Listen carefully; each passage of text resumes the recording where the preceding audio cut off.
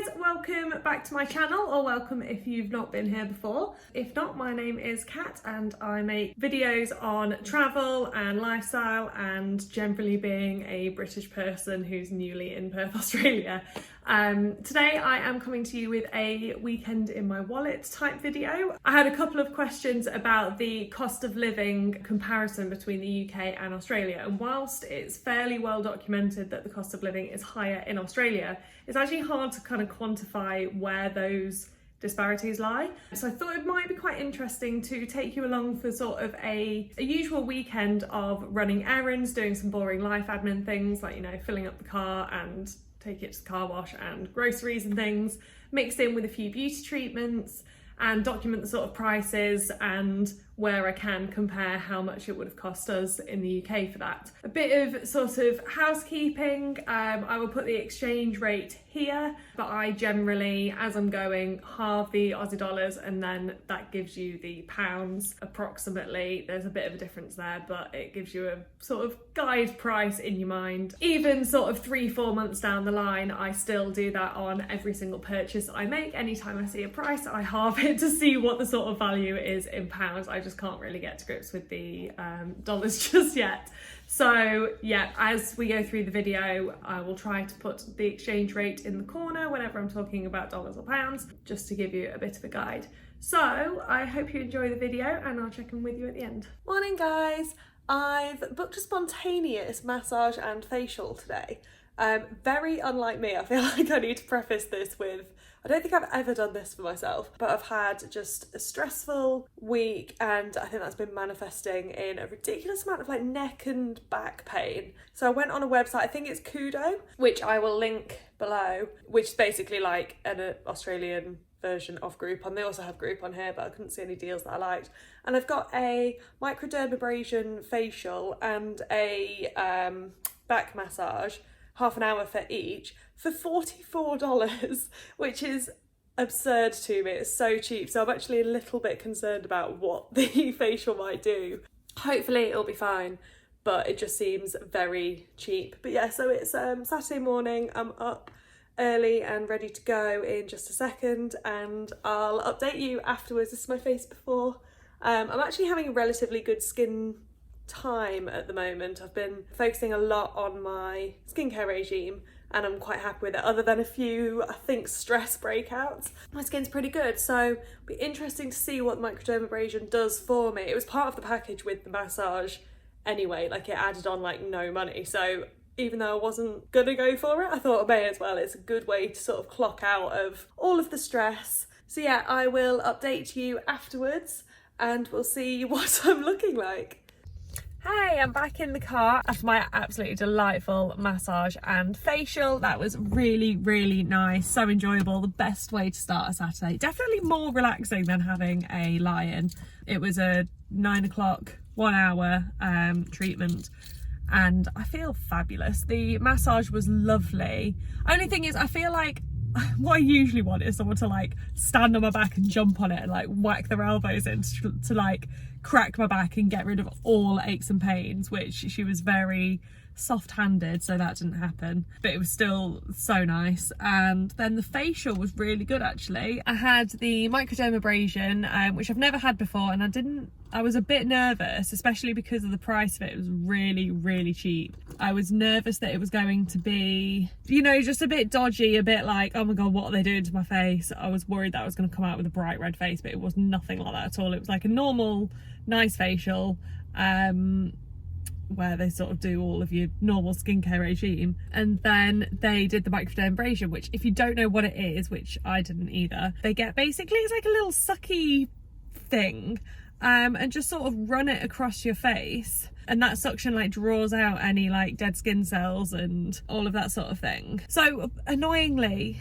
well, it's not annoying, it's good, but my normal skincare regime, I do a lot, like I do a daily chemical exfoliation anyway, so I feel like it made less difference to my skin than if I did nothing, but that's always going to be the case for facials, I think. And I thought while she was doing it, I was like, oh my god, I'm gonna like come out of this with absolutely no blackheads at all. But I've had luck in the mirror, I've still got blackheads. Like, it's not going to get rid of them completely. But yeah, I think my skin looks really nice, it feels really nice, and it's just nice to just lie there for 30 minutes and have someone pamper you. But yeah, now I've been toying with whether to get my nails done, partly just to continue the pampering and partly for market research, so that I can see how the price compares to the UK for you guys. However, I think more pressingly the car needs washing, so I think I'm gonna have to prioritise, you know, pampering the car rather than pampering myself. We will see. I'll catch up with you soon. Bye.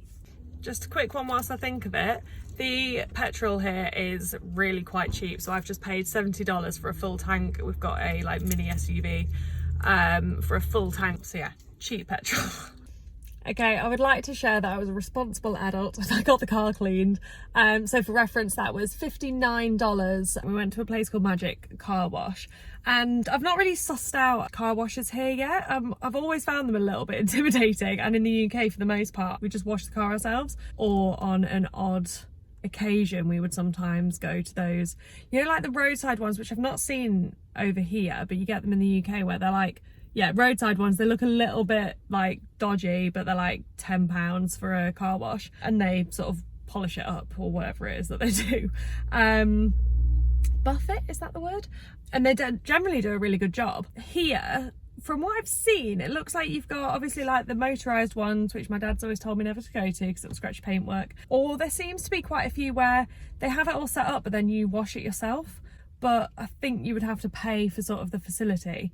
So yeah, I went to Magic Car Wash, where they did a really good job actually, for $59. So not cheap at all. I feel like that's sort of, in the UK, I never would have paid that. And I would have been like, no, that is only for people who own like Range Rovers and things like that. But the car was looking a bit grim, and it looks a lot nice now, although it's raining. So the perfect shiny finish has lasted literally 0 seconds.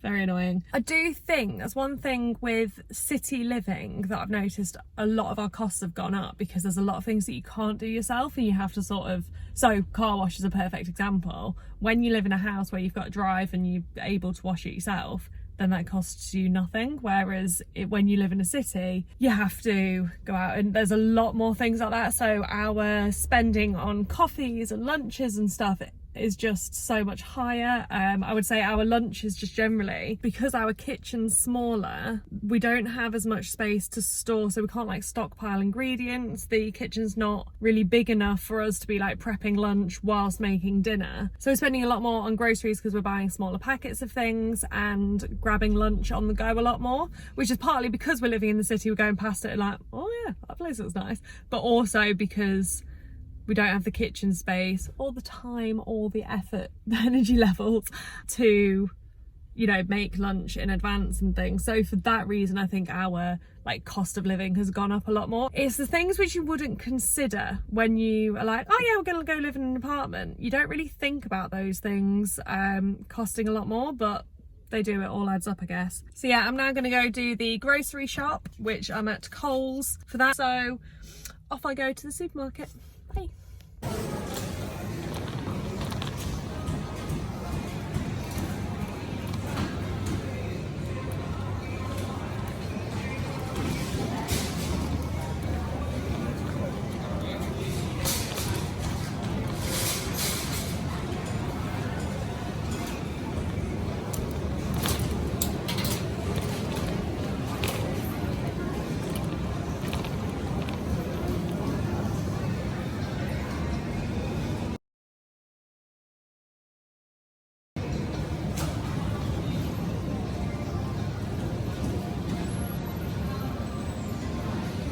Side note, I've just got back to our apartment's car park and do that typical thing where you sit in the car for sort of 20 minutes just scrolling on your phone because you can't be asked to carry the shopping upstairs. I tried to do just one trip, which means carrying all of the shopping in one go, and I can't be bothered, so I'm just going to sit here and scroll for a good few minutes instead. Okay, I made it upstairs, so that's about the amount of stuff that we got. Just a fairly standard weekly shop, just our like ingredients for evening meals, not too many other added sort of frills or extras, and it came to $130.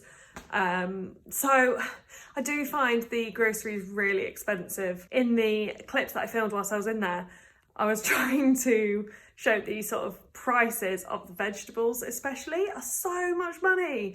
Like capsicums,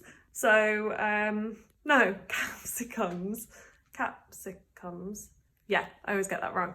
Capsicums, which are peppers, are like $3 per pepper or something. No more than that. They're so expensive. So, but then most of our diet, because Jake's veggie, is mostly veg. So, or like vegetable based, we're trying to eat healthily and things. So yeah, it does end up costing quite a lot compared to the UK. Side note, I got a little tripod finally. Don't mind the very messy kitchen behind. Yeah, I got a little, and it's got like bendy legs so that I can wrap it around everything. So this might change the game. And I've just bought a ring light as well. Exciting. Morning, bit of a continuation to the pamper today. I'm going to get my hair done today. I'm due another full head of highlights. I had my last one like 2 months ago. However, because I'd been in the UK and not had my hair done for pretty much a whole year, there is a lot of darkness under here that needs lifting. So I'm heading to Head Studio on King Street in the centre of Perth for full head of highlights, the full work. So I will catch back up with you later on this evening because it takes a while. Hi! Nearly forgot to do this little clip. We're just about to head out for dinner, hence all of the makeup. But I had my hair done, I had a full head of highlights again, toner put in and it cut. Don't mind the fringe, it's a bit wild. I've just used the Dyson on it just to give it a zhuzh. But yeah, so my haircut in Australia costs $400 for a full head of highlights. You can get it a bit cheaper, but I really fell in love with the look of this salon when I was looking back in quarantine actually for hair salons. So I go to Head Studio on King Street and it is amazing. I just love all the girls in there, they're just so nice. So I think that is fairly expensive compared to UK. I don't know how it compares to like London prices, but certainly in the UK, in Newcastle, I was spending about £120 for a full head of highlights, cut, blow dry, all of that. So obviously $400 is a fair amount. So yeah, I think it does end up being quite expensive compared to the UK, but I really, really like this salon. Like, I'm sure I could find it for cheaper, but I don't wanna.